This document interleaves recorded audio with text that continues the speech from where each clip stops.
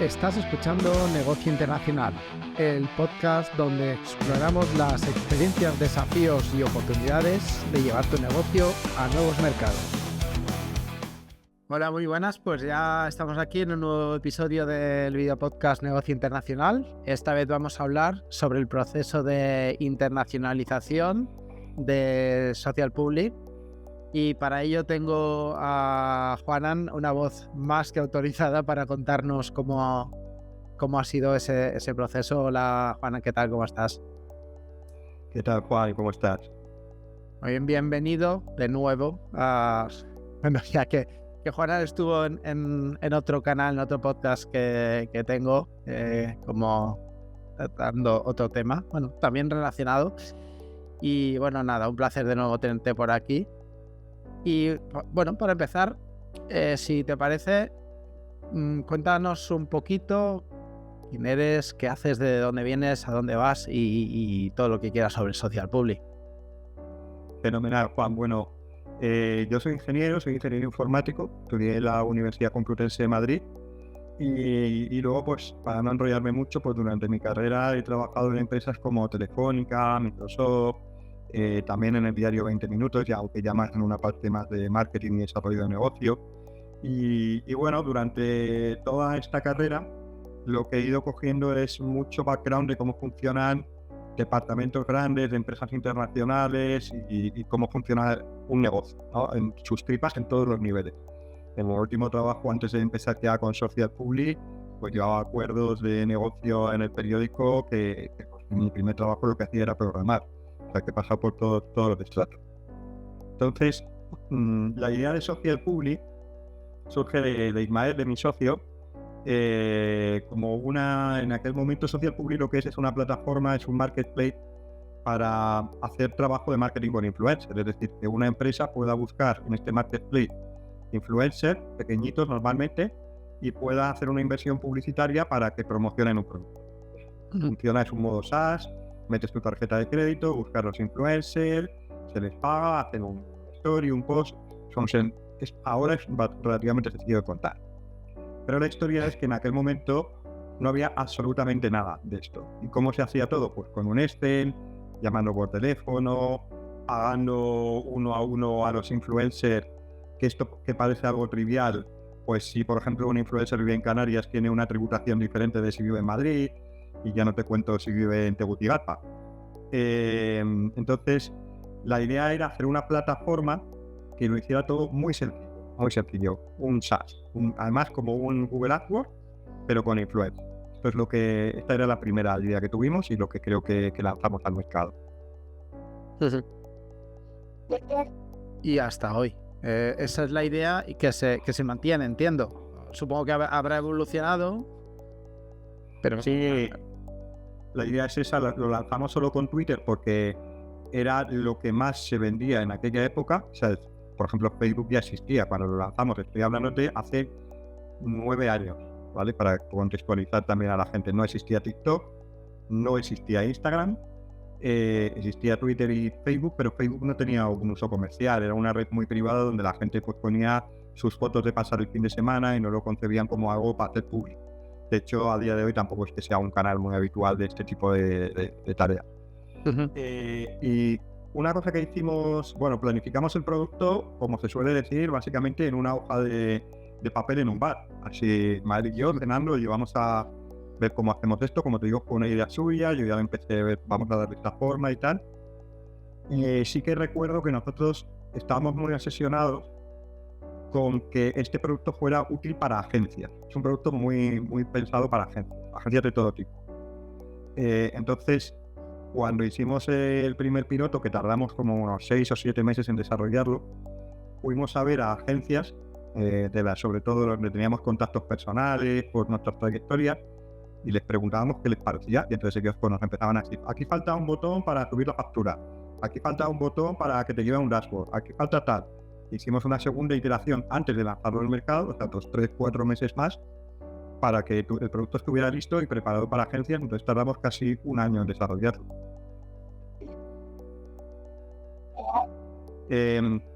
Yo te sigo contando cosas, o sea, la historia a mí me parecía apasionante. Entonces pasa este año Lanzamos el producto, como te digo, solo en Twitter, y una cosa, un aprendizaje muy bueno que yo no lo tenía, pero que me ha funcionado siempre para todo, es cuando vayas a lanzar un producto, haz una fiesta. Es la mejor excusa del mundo que hay y la gente va.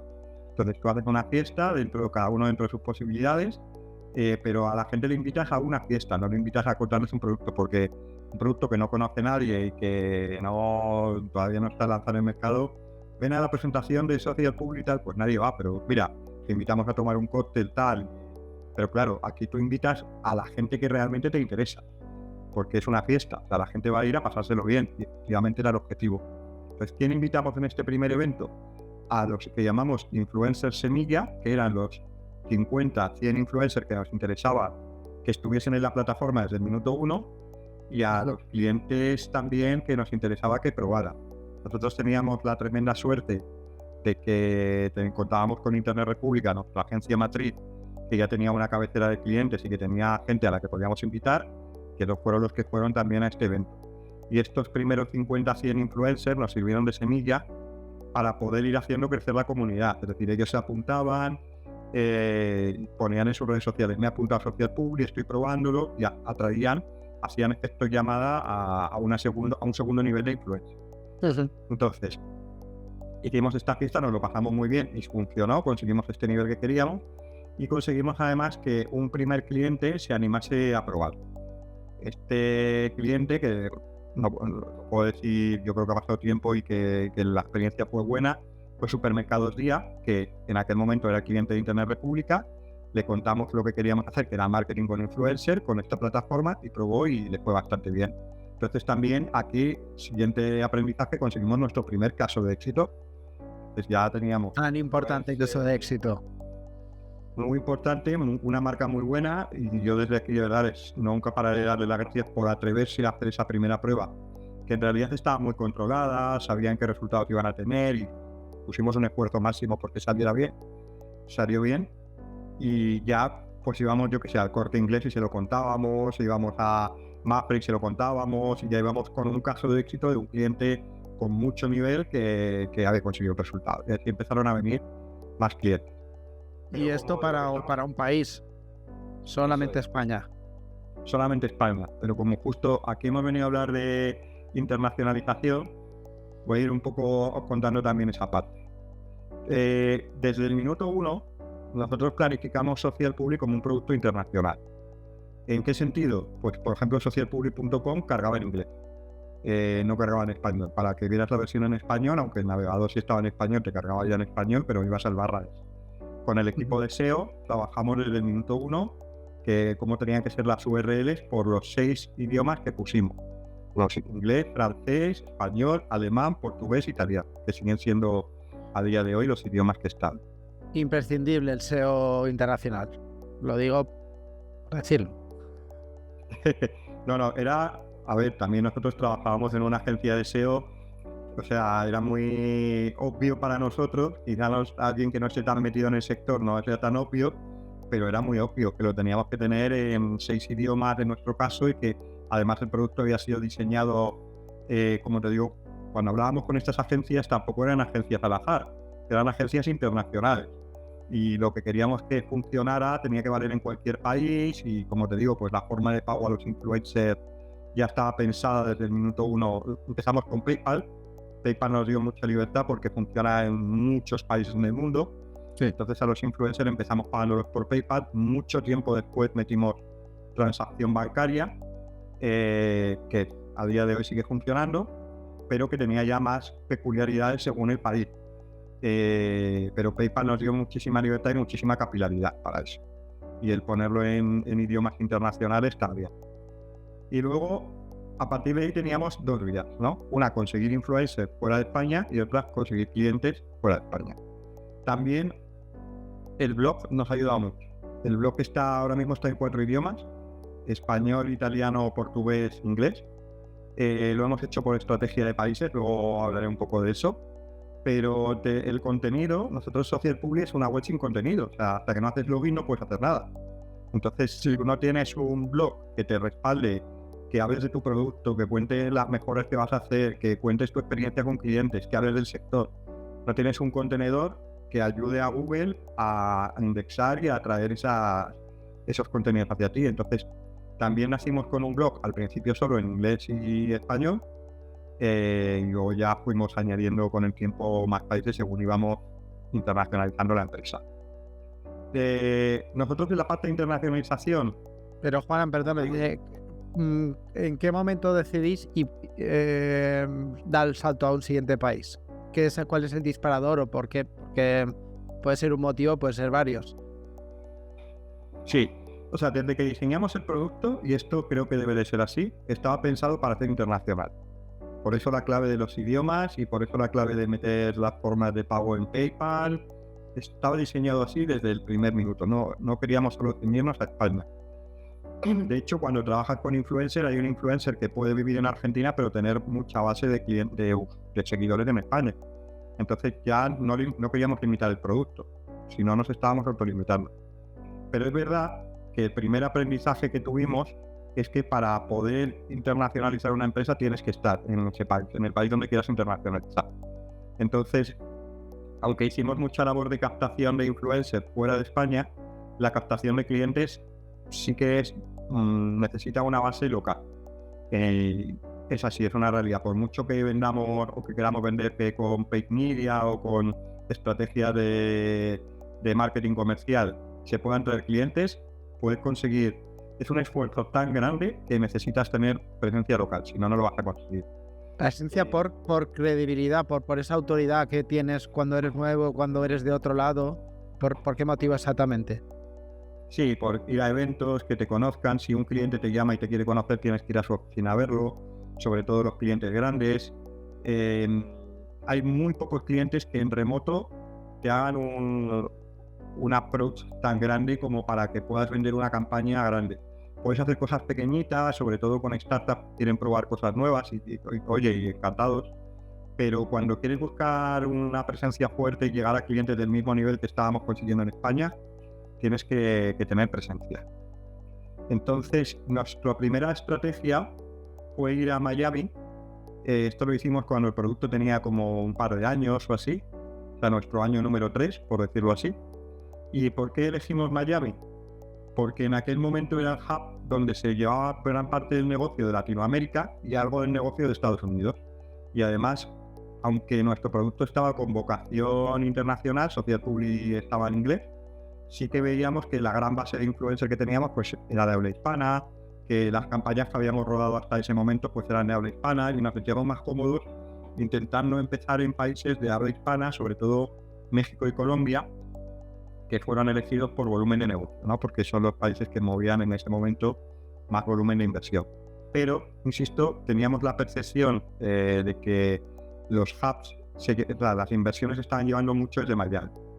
¿Por qué teníamos esa percepción? Porque habíamos hablado con agencias que estaban teniendo esas oficinas en Miami para vender en Latinoamérica. Algo que nos hubiéramos inventado nosotros. Hablamos con grandes, estoy hablando de Havas, Lupen, ese tipo de agencias. Uno de nuestros socios viene de Havas, entonces pues tenía contacto, relación y efectivamente estaban vendiendo campañas pues para México, Colombia, Perú, Argentina desde Miami. Entonces ahí, como ya teníamos dos cosas claras, una, que queríamos ir allí, y dos, que había que estar, o sea, que no lo podíamos hacer desde España, Ismael, nuestro CEO, se fue a vivir a Miami. Nos quedamos, pues el resto yo me quedé más de responsable en España, en fin, intentamos mantener una estructura que de empresa, también éramos una empresa muy pequeñita todavía, con lo cual tampoco había mucha estructura. Y él se fue a vivir allí con la intención de cerrar esos acuerdos comerciales con marcas y con agencias para vender en toda Latinoamérica y en Estados Unidos donde pudiera. Sí que éramos conscientes que Miami tampoco era el centro de Estados Unidos, estaba más en Nueva York, pero que tenía cierta llegada para hispanohablantes. Entonces queríamos ver hasta dónde podíamos llegar. A veces tiene más sentido empezar allá donde te es más fácil por X o por Y, no donde más mercado, donde más potencial hay. Porque si a lo mejor si no es así, no lo haces. Exacto, había ciertas facilidades, idioma, ubicación geográfica. Miami es una zona que está muy habituada a tener gente de otros países, entonces te atienden, te reciben mejor. da igual de qué país vengas, te reciben mejor. Que hay otros países o otras zonas de Estados Unidos que son más locales, incluso otros países. Te puedo contar, por ejemplo, que Europa es bastante más cerrada. Europa es un continente muy cerrado, es decir, Francia, si no eres francés es difícil hacer negocio, Italia, si no eres italiano es difícil hacer negocio, incluso Portugal, que mira, estuve allí ayer en las oficinas que tenemos allí, incluso necesitan tener gente local, aunque luego te reciban a ti, es muy cerrado, es un continente, Europa es muy cerrado, aunque no lo parezca, para negocios muy cerrado. Y en cambio, Estados Unidos es todo lo contrario, allí todo el mundo es extranjero, al final han inmigrado, antes o después, pero han inmigrado. Y tienen una vocación muy abierta de conocer cosas nuevas. Entonces estuvimos un par de años, pero tuvimos mala suerte en el momento, porque fue justo un momento de la historia en que pasó la desinversión de Miami como centro de negocio a cada país localmente. Es decir, cada país, Colombia, México, Perú, todos los países latinos, empezaron a decidir que por qué les iban a vender las cosas desde Miami, que ellos querían tener un centro local y que se vendiera de forma local. Entonces, no solo nos pasó a nosotros, sino a todos los que estaban allí en aquel momento, dejaron de vender para Latinoamérica. Y básicamente nosotros formamos allí una empresa, o sea, tenemos, que sigue existiendo a día de hoy, y que tiene un mínimo management, tiene una persona comercial y una persona de contabilidad. Pero dejó de haber negocio en Miami, porque todo el negocio de Estados Unidos se lleva desde Nueva York y todo el negocio de Latinoamérica se lleva individualmente desde cada país. Entonces fue un momento coyuntural que no nos vino bien, pero aprendimos. Sí, y entonces después de la experiencia volvimos a España. Lamentablemente, bueno, como te digo, nos sirvió para aprender mucho y de hecho la empresa de Miami sigue funcionando y nos ayuda a facturar gran parte del negocio de Latinoamérica y genera, bueno, tenemos allí una agencia de PR, es decir, seguimos trabajando con Estados Unidos gracias a esa experiencia. Nos ha servido para tener más clientes por allí, para poder abrir mercado, pero no era lo que realmente esperábamos y fue un momento coyuntural. Entonces volvimos a España y hicimos dos cosas en paralelo. Te estoy contando, te estoy resumiendo 7 años. La primera es abrir Portugal y la segunda es... Dime. No, me iba a preguntar que si utilizaste el mismo modelo de expansión o la misma, sí, el mismo sistema de antes hacer una encuesta, preguntar, incluso ir allí físicamente y hacer una investigación de mercado en lugar de fiarte de los datos que se puede sacar cómodamente uno desde casa, que a veces funcionan y a veces no. Bueno, en el caso de Portugal, honestamente no. En el caso de Portugal teníamos la percepción, por ser un país vecino, que había una sensación de negocio igual que en España. O sea, que es un mercado que se movía y que también era más fácil de lanzar por cercanía. Y entonces lo que hicimos fue buscar una persona que nos ayudase a comercializarlo, ya de allí, portugués, y empezar a hacer crecer el negocio. Bueno, esta persona ya traía contactos, empezamos a vender y a hacer crecer un poco el equipo de trabajo. Un segundo comercial, un account manager para atender clientes, un diseñador para propuestas. Insisto, resumiendo tiempo, pero fue ir creciendo a partir de negocios, a partir de facturar, íbamos haciendo crecer el negocio y todo lo que no teníamos desde Portugal lo teníamos desde España, hasta que tuviéramos equipo local. Es decir, cuando el comercial portugués vendía algo, al principio se ejecutaba desde España. Cuando ya había suficiente volumen, se contrató una persona de acá y se ejecutaba desde Portugal. ¿Vale? Y lo segundo que hicimos fue irnos a Nueva York a través de un programa de incubación que estuvimos 6 meses allí y que nos ayudó a formar un equipo comercial en un programa de incubación ya comercial en Nueva York. Nos ayudó a formar un equipo comercial de 3 personas, 2 account junior, 2 comerciales junior y un comercial senior, para lanzar Estados Unidos como país. Porque... ¿Incubación solo a nivel comercial? Sí, solo a nivel comercial, no de producto. Nosotros ya el producto estaba maduro. Siempre se puede mejorar algo, obviamente. Y adaptar a eso, adaptar a cada uno de los mercados. Eso es. Pero en este caso la incubación que hicimos fue puramente comercial. Tuvo 2 partes, una de formación y otra de ayuda directa, como te digo, a contratar gente. Y estuvieron 6 meses de programa más otros 6 meses, un año de venta. Aún así, en Estados Unidos tuvimos un problema muy fuerte de competencia. O sea, competíamos con agencias muy grandes y con equipos muy grandes y tampoco es que consiguiéramos llegar a un nivel de maduración suficientemente importante. En Portugal no nos estaba yendo mal, íbamos haciendo crecer el negocio, pero para que te hagas una idea, abrir en Portugal es como abrir una oficina en Barcelona. Hablo de volumen de negocio en nuestro sector y cualquier sector digital. Es decir, Portugal es como una provincia de España, hablo en términos de negocio siempre. Entonces, lo que pasa es que a veces Portugal, a ver, yo no me lo he pasado por las manos, pero sí que tengo constancia de que en algunas situaciones el cliente portugués, el portugués en general, es más diferente del español de lo que nos pensamos. Pero bueno, en este caso... A ver, nosotros nos movemos en un entorno muy controlado y contratamos gente local. Entonces, las barreras culturales, la única forma que tuvimos de saltárnoslas fue contratando gente local. Y entonces ya gente del sector sabe cómo hablar con ellos, pero sí, parece... Esto, yo te digo, vengo la semana pasada de estar allí y parece algo muy obvio. Portugal parecido a España o Italia parecido a España, en absoluto. O sea, son países vecinos, pero con culturas muy diferentes, en términos incluso de digitalización. Portugal, por ejemplo, en términos de influencer marketing, por contextualizarte un poco más, todavía da mucho peso a las acciones con influencer top y no da mucho peso a la inversión en paid media de influencer y a los influencers micro nano. En España ya hemos madurado y damos mucho más nivel de peso a las acciones, que es un mix entre micro, nano y top, y inversión publicitaria.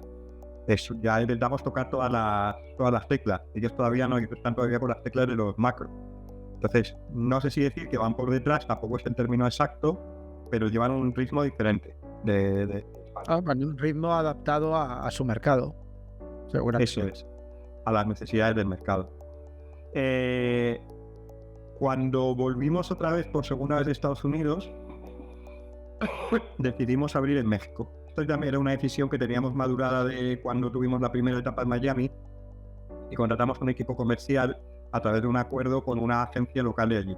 Es decir, nosotros no pusimos infraestructura, pusimos inversión, formamos a un equipo a medida, de hecho, pero que facturábamos a través de una agencia de allí y que nos lo llevaba una agencia de allí cuando conocíamos un poco a los socios, de ciertos eventos que habíamos tenido en común, la experiencia de Miami y demás. Fíjate, Juan, que hemos hablado de 3 países aparte de España y cada uno de ellos una estrategia diferente. Sí, y es que además, es que después del tiempo que ha pasado, no cambiaría una coma. Quiero decir, no sé si nosotros hemos tenido problemas como cualquier empresa internacionalizando coyunturales, ¿no? Pues dar con la gente adecuada, con el momento adecuado. El producto nunca ha sido un problema, por ejemplo. Fíjate, el producto ha funcionado igual de bien en cualquier país que hemos probado, con su setup, digamos, a medida, pero el producto no ha fallado. Sin embargo, hay que encontrar a la gente adecuada y saber que hay que estar localmente. O sea, eso es indispensable. ¿Por qué México? Pues porque tenía un nivel de inversión en Latinoamérica muy grande. Mira, te puedo poner un ejemplo. México puede que no sea el país más grande, puede que Brasil sea más grande todavía en inversión publicitaria. Sin embargo, Brasil tiene una normativa muy estricta en cuanto a taxas, en cuanto a impuestos. Entonces era muy difícil hacer un negocio, por ejemplo, que empezara en España y terminara en Brasil. O si hacíamos algo en Brasil, intentar mover una unidad de negocio de Brasil a otro país de Latinoamérica o a España era complicado por su sistema de impuestos. En cambio, eso no pasa en ningún otro país. O sea, hay sus cosas, sus pros y sus contras, pero Brasil es el que se lleva la palma. Entonces, Brasil, fíjate, lo descartamos por ese motivo. Porque Brasil es un país muy para negocio local y para que no salga del país local. O sea, pues nos íbamos todos a vivir para allá o no tenía sentido. Pero México, Estados Unidos, Portugal, España, bueno, pues son países que colaboran entre ellos, que tienen una fiscalidad pero que está bien regulada pues dentro del sentido común, ¿no? Por decirlo así. Entonces, en México tuvimos que montar equipo comercial 3 veces. O sea, el primer equipo no terminó de funcionar. Nos volvimos a hacer otro acuerdo con una segunda empresa, no terminó de funcionar.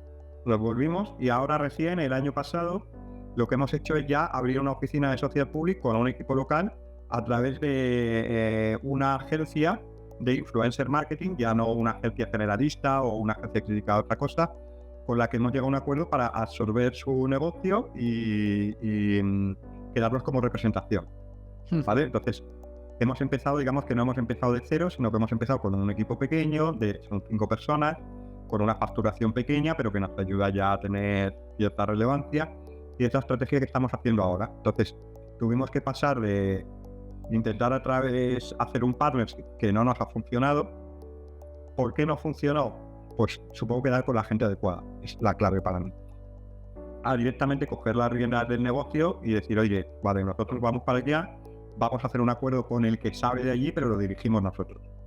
Esa es la que estamos ahora. Entonces, a día de hoy tenemos pues nuestras oficinas de Portugal, nuestra oficina de Miami todavía hay un poco de retén, nuestra oficina de México, y luego diferentes acuerdos. Tenemos acuerdos con empresas en Colombia, en Perú. Tenemos negocio en Italia, pero lo llevamos desde Madrid y seguramente abramos Italia, abramos una oficina en Milán, que pensamos que es un mercado también muy adecuado.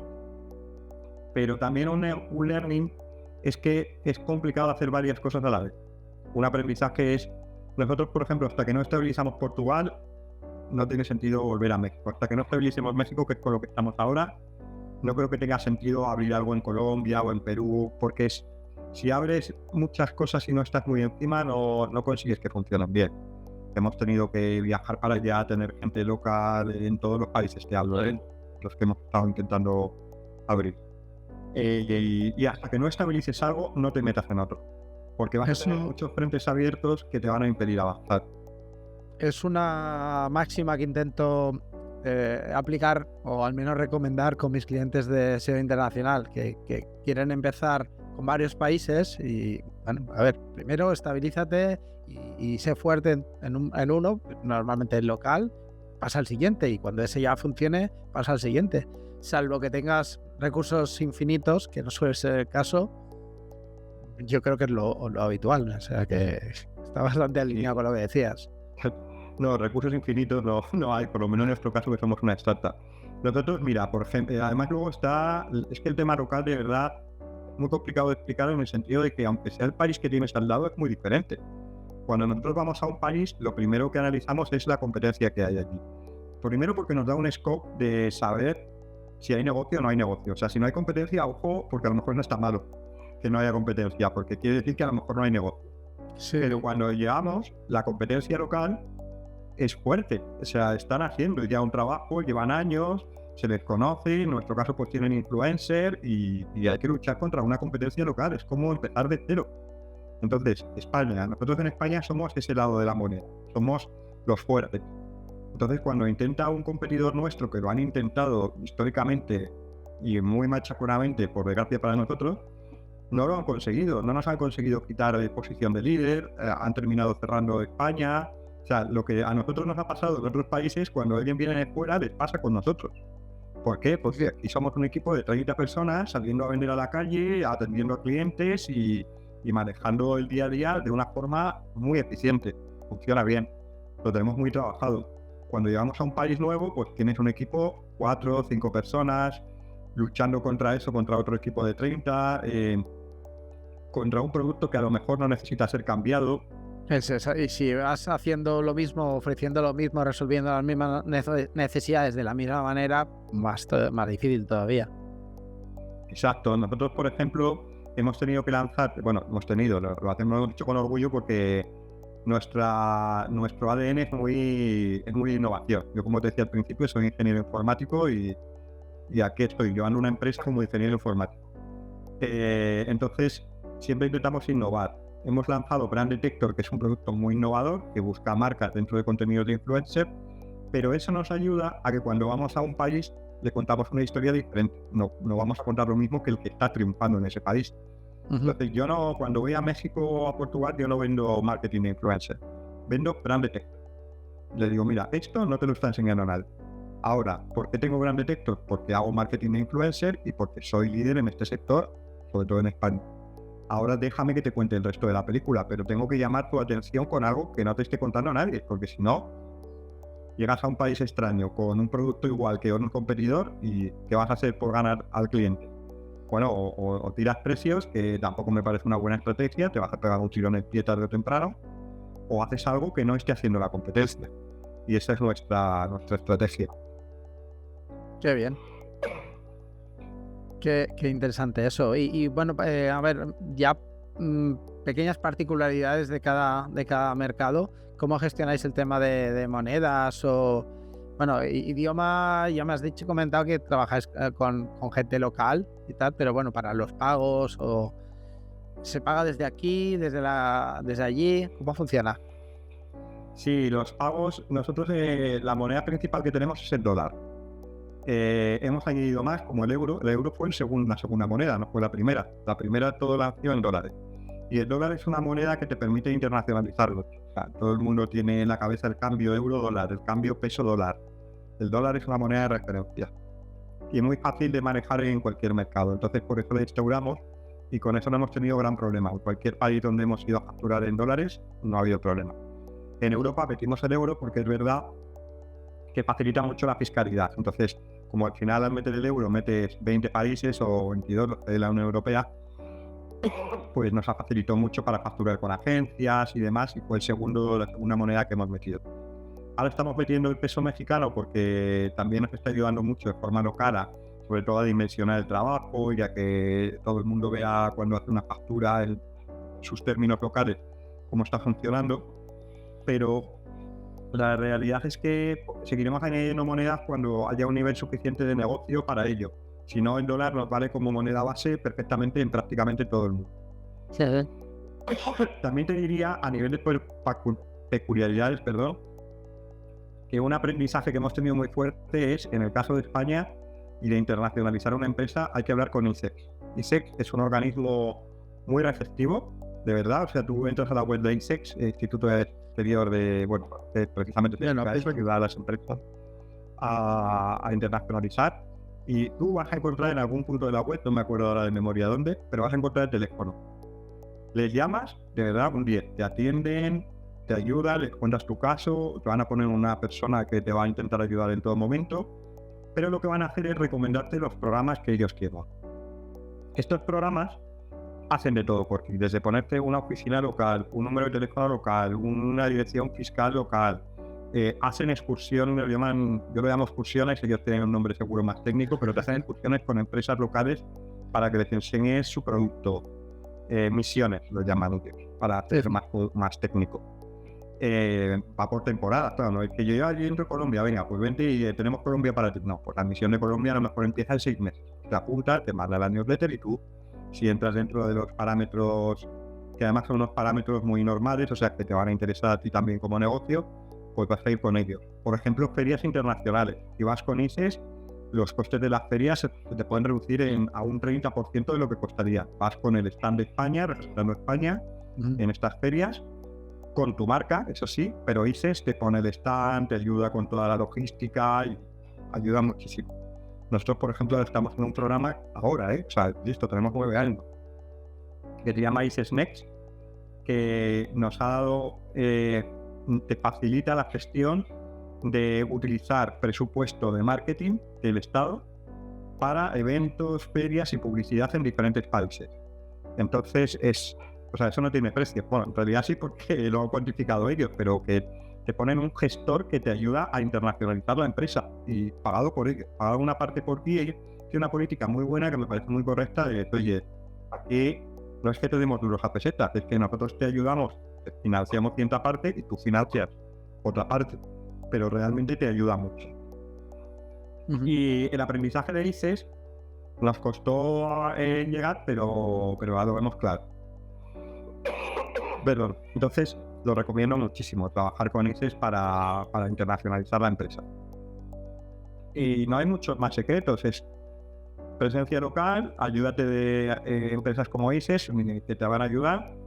Y sí, habla mucho localmente para ver si tu producto requiere adaptación. El nuestro no necesita tanta, pero otros necesitan. Y trabajo y no desesperes. Si no sale bien a la primera, a la segunda, y si no, a la tercera. Ya me ha quedado claro. La verdad es que no creo que todo el mundo tenga tanta paciencia para intentarlo 3 veces con un mismo mercado. Paciencia y bueno, y músculo. Hablando... verdad que... Dime. A ver, nuestro producto es un producto que no tiene aduanas, porque no vendemos un producto físico, que se desarrolla igual prácticamente en cualquier país. Entonces la labor comercial es la más importante. La captación de influencers también te requiere una inversión, lo hacemos a través de paid media. Cuando vamos a un país nuevo, pues hacemos campañas de únete a Social Public, que van a llegar campañas, y son campañas de pago.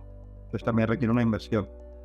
Pero es verdad que nuestra barrera financiera no es tan alta como en otros negocios. Ya, sí, está clarísimo.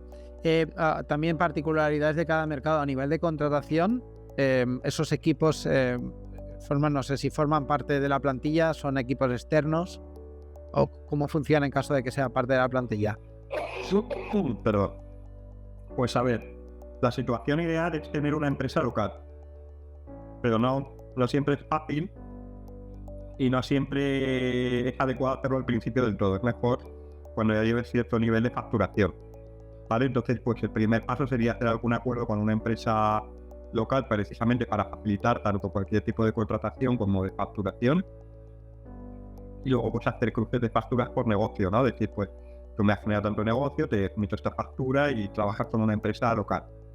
Eso es sostenible un tiempo, pero también tiene mucho riesgo en el sentido de que la empresa local, pues si tiene un problema financiero y desaparece, tú te quedas ahí sin ningún tipo de negocio porque no es tuyo, es de esa empresa local. Entonces, idealmente puedes pasar también a un modelo de freelance que emiten factura contra tu empresa y tú vas asumiendo ese coste, que también tiene su cierto riesgo, insisto, pues igual el freelance en un momento dado puede que le parezca más interesante otra cosa y pase, que nos ha pasado, que pase a hacer otra cosa y deje de trabajar contigo. Por eso es importante llegar a tener como punto final de este camino una empresa local, que te va a facilitar el tener una estructura local, es decir, pues, trabajadores locales con su contrato local y con sus beneficios locales, que si en algún momento hay algún tipo de rotación, pues va a ser como aquí en España, ¿no? Pues tenemos empleados que, por lo que sea, deciden dejar la empresa, contratamos unos nuevos. Cuando a ti un partner se te va o un freelance se te va, te hace bastante polvo. Cuando ya tienes infraestructura, pues es como cualquier empresa, tiene su rotación habitual. Entonces es un camino que toca empezar por entrar con algún partner local, pasas a tener freelance o con algún acuerdo que ya tengas contrato en exclusividad y finalmente debes desembocar en tener tu propia empresa allí. Ya. Y ahora, tras 9 años, pese a que todavía sigas llamando a startup, es posible, y por lo que me consta que la cosa va bien, es posible que ese músculo financiero que ya puede empezar a ver permita acceder a nuevos mercados con un modelo parecido al de México, adquiriendo alguna empresa local, que con eso ya tienes bastante ganado, puede ser más sencillo. ¿Eso lo tenéis contemplado así? Sí, mira, esto es lo que se llama crecimiento inorgánico, ¿no? El crecimiento orgánico es tú contratas gente y vas creciendo, y el inorgánico es compras empresas. Este es el modelo, efectivamente, cuando ya estás acercándote a nuestro nivel de maduración, es probablemente el más adecuado para seguir, porque cuando adquieres una empresa, adquieres su cartera de clientes, adquieres su talento, la empresa sale beneficiada porque pasa a formar parte de una red más grande y también se beneficia de todo el trabajo que tú estás haciendo de forma local.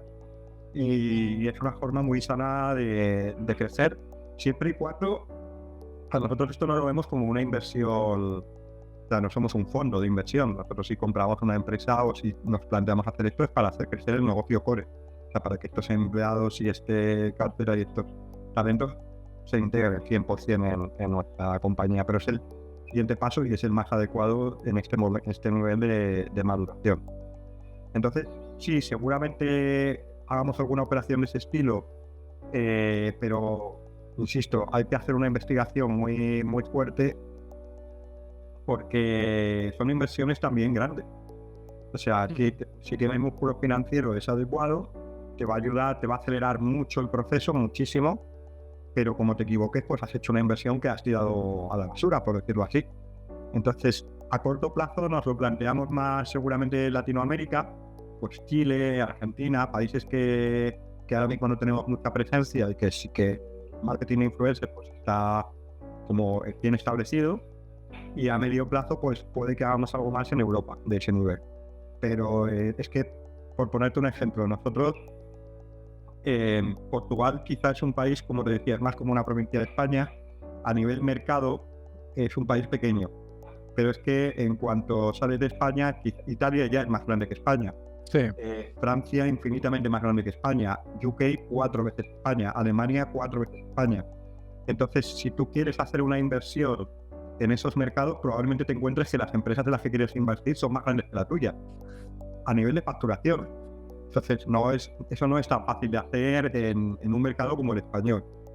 Entonces, para países del norte de Europa o fuera de Europa, lo veo complicado. Yo creo que la estrategia que seguiremos es abrir oficinas y buscar representación local. Para países latinos donde haya un buen nivel de maduración de negocios, sí puede ser alternativa. Pues joder, qué interesante. Bueno, a día de hoy puedes contar algo de la situación actual, algún objetivo, alguna idea para saber hacia dónde vas, hacia el Publi. A ver, la situación. Nosotros ahora estamos en un momento dulce y creo que 9 años es la vez que lo puedo decir quizá más abiertamente. Es decir, ha sido un camino arduo. Llegar ahora y decirlo de verdad es muy fácil, pero ha sido un camino arduo. Yo lo que digo, lo que sí que te puedo dar de consejo, Juan, más que para ti, para la gente que nos vea, que sigue tu canal, es la resiliencia. De verdad que no es una tontería. Si tú tienes una idea que sabes que funciona y además está validada en un país y te ha funcionado, resiste, aguanta, reinténtalo, porque vas a luchar contra muchas cosas que la mayoría no dependen de ti. Pero si el producto es bueno, va a salir. Entonces, después de 9 años, ahora puedo decir que estamos en un momento dulce, que tenemos pues un buen nivel de caja que nos permite cosas como las que hemos hecho en México, las que estamos haciendo en Portugal. Seguramente nuestro siguiente paso, como te decía, es abrir oficina en Milán, una oficina propia. Va a ser nuestro siguiente paso. Pero este camino ha estado lleno de piedras hasta el final, hasta el finito. Y seguirá. O sea, yo no, aunque ahora estemos en un momento dulce, no sabemos qué va a pasar. Pero sí que te digo que la mejor estrategia es no rendirse nunca. De verdad, no rendirse nunca. Si tú tienes un buen producto, cree en él, sigue. Siempre hay una puerta que se abre, se te cierra una, se abre otra. Siempre puedes encontrar, no es nuestro caso, pero sí conocemos gente que le ha pasado. Siempre puedes encontrar financiación en algún inversor externo. Nosotros todo lo que tenemos son recursos propios, ni siquiera tenemos créditos bancarios. Todo ha sido gracias a la ayuda de Papá Internet República, que nos ha ayudado mucho hasta hace poco tiempo, que ya por suerte no lo necesitamos, pero gracias a Papá Internet República pudimos llegar hasta donde estamos hoy. Pero si es necesario pedir un crédito, pídelo. Si es necesario hacer un partnership con otra empresa, hazlo. Pero si tú crees en tu producto, no te rindas. No te rindas, porque lo vas a conseguir. Lo que pasa es que no es un camino fácil. Hay que luchar mucho. Si una cosa sale mal, no desesperes, vuelve a intentarlo, cambia la forma en la que lo has hecho, porque seguro que algo has hecho mal. Todos hemos hecho cosas mal. Nosotros nos hemos equivocado muchas veces en elegir el partner adecuado para hacer algo. Bueno, pues no pasa nada, nos hemos equivocado. Empezamos de cero y no nos flagelamos y decimos, pues ya no vuelvo a entrar a México, ¿por qué falla en México? No, México es un buen mercado. México recibe bien a la gente. México necesita gente local y dar con la gente adecuada. Pues vamos a intentarlo otra vez. Y ya está. El único secreto es no desistir. A veces es cuestión de hacer un marketing diferente. El marketing que funciona en un país, a lo mejor en el otro no. Y bueno, ir adaptando. En realidad son muchas variables, son muchos factores. Ese es uno de ellos. Sí, sin duda. Y es que de verdad, te vuelvo a poner el ejemplo de Portugal por algo que tengo más reciente. En Portugal, los eventos físicos y, por ejemplo, la publicidad en medios más tradicionales como prensa y demás, funciona mucho mejor que en España. Todavía requieren ese nivel de branding. O sea, necesitan verte que has estado en un evento, que abren una revista de marketing y ven tu cara allí, para coger esa confianza que les permita invertir en tu producto. En España las cosas funcionan más por resultado. Te cuesta conseguir ese primer cliente, pero si lo tienes y demuestras que lo has hecho bien, el segundo es más fácil y el tercero es más fácil. No sé, cada país es un mundo, de verdad. Es muy diferente. Pues Juan, me quedo con que si crees en lo que ofreces, persevera, que os ha funcionado a vosotros y seguro que a muchos otros puede funcionarle. Permíteme pues invitar a todos los que están escuchando que si les ha gustado el contenido, que seguro que sí, porque a mí me ha encantado, que se suscriban al canal, que lo compartan a la gente que crea que puede ser interesante. Y bueno, si no tienes, pues si te pregunto esto, seguro que me dices, sí, tengo mucho más que añadir. Nada, me quiero darte las gracias por nuevamente haber compartido tu experiencia en mi canal, conmigo, con la gente que escucha. De verdad te lo agradezco. Y eso, muchas gracias. Que nos vemos pronto. Yo lo que espero es que les sea útil a la gente y que aprendan. Bueno, tanto tú que me conoces, hablamos por WhatsApp si alguien te pregunta y tiene alguna duda y me la quieres transmitir, o la gente que me quiera escribir por mis redes, encantado de echarles una mano. Así haré. Muchas gracias. Hasta pronto.